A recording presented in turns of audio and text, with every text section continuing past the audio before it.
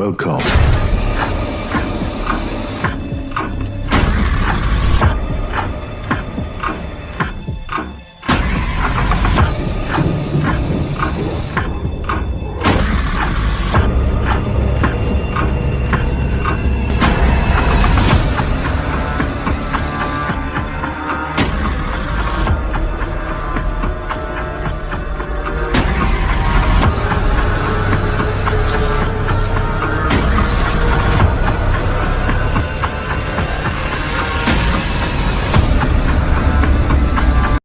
Assalamualaikum warahmatullahi wabarakatuh. Selamat datang dan terima kasih untuk kalian semua yang sudah mampir di podcast Horror Story. Bersama saya Miss Horror, kurator channel ini. Halo, bagaimana kabar kalian? Saya harap kalian baik-baik saja ya. Untuk kali ini Miss Horror ingin share cerita horor lagi nih. Dan cerita kali ini berhubungan dengan hantu sate pikul. Untuk kalian yang penasaran, tetap stay di channel ini. Namun sebelum saya memulai ceritanya, yuk bantu support channel ini dengan cara klik tombol subscribe, like, komen, dan jangan lupa tombol loncengnya ya, agar kalian tahu jika saya update video terbaru. Dan tanpa perlu menunggu lama lagi, yuk langsung ke ceritanya aja. Malam itu hujan turun lagi. Ya, memang bisa dikatakan belakangan ini hujan sering terjadi. Namaku Darva.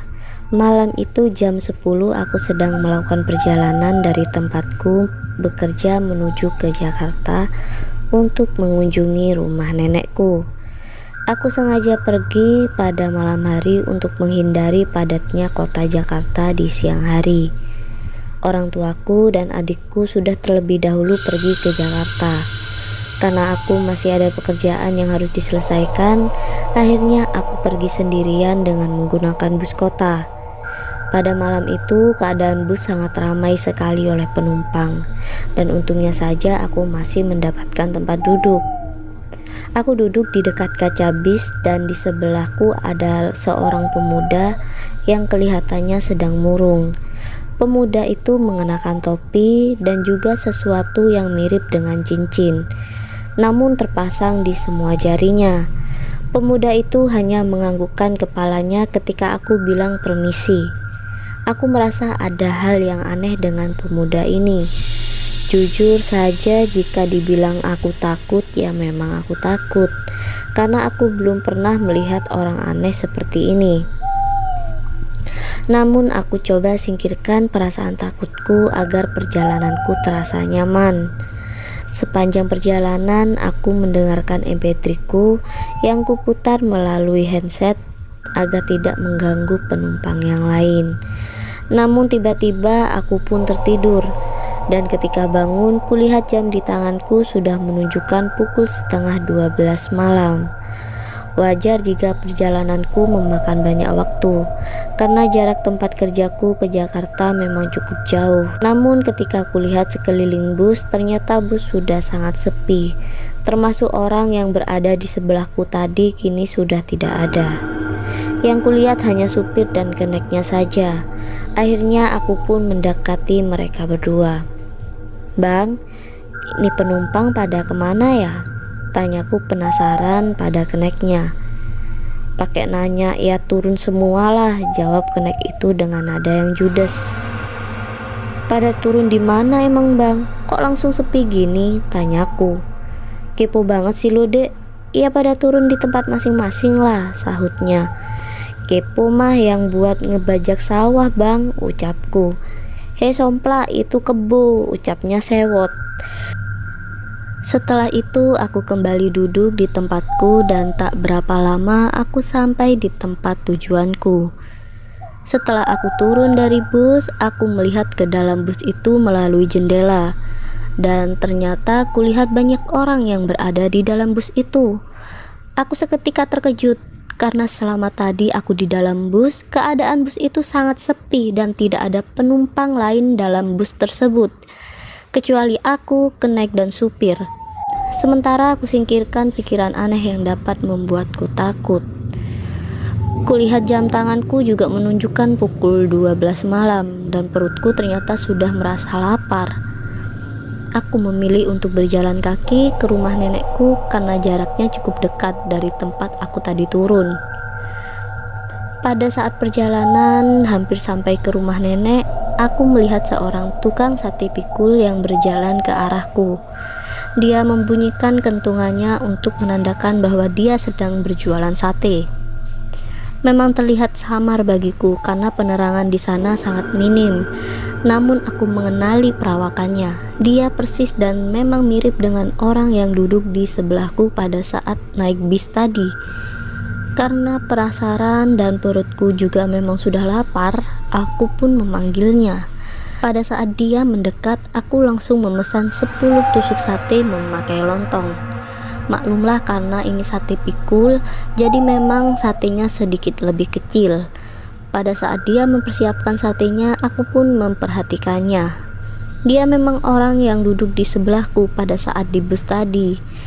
Dia mengenakan topi yang sama dan jam tangan yang sama. Sama seperti tadi, dia selalu saja menunduk dan tidak pernah menatap kepadaku. Rasa takutku sudah hampir mencapai puncaknya. Aku ingin lari namun sudah terlambat. Aku tidak enak jika harus membatalkan pesananku. Namun ketika aku melihat apa yang sedang dipersiapkannya, itu bukanlah daging ayam, melainkan jarinya sendiri. Dia membakar dan memotong-motong jarinya sendiri. Seketika aku berteriak sehingga dia menatap ke arahku. Wajahnya tampak hangus dan menghitam. Lalu dia menyeringai kepadaku. Tanpa basa-basi lagi aku langsung berlari ke rumah nenekku dengan sisa tenaga yang kupunya. Untung saja aku segera sampai ke rumah nenekku. Setelah masuk ke rumah nenekku, ternyata semua orang telah menungguku. Aku pun menceritakan semua kejadian aneh yang aku alami tadi. Dan mereka semua nampak heran karena setahu mereka tidak ada bus yang berhenti di tempat aku turun tadi. Karena memang bus tidak boleh melewati jalur itu. Mereka juga bilang sudah mencoba menghubungiku untuk bisa mengetahui di mana posisiku agar dapat mereka jemput. Namun tidak ada balasan dariku dan ternyata aku baru sadar sedari tadi handphoneku tidak ada sinyal. Dan aku ingat aku masih menyimpan karcis dari bus tadi. Namun pada saat kulihat kembali dan kutunjukkan kepada semuanya, ternyata karcis itu berubah menjadi daun.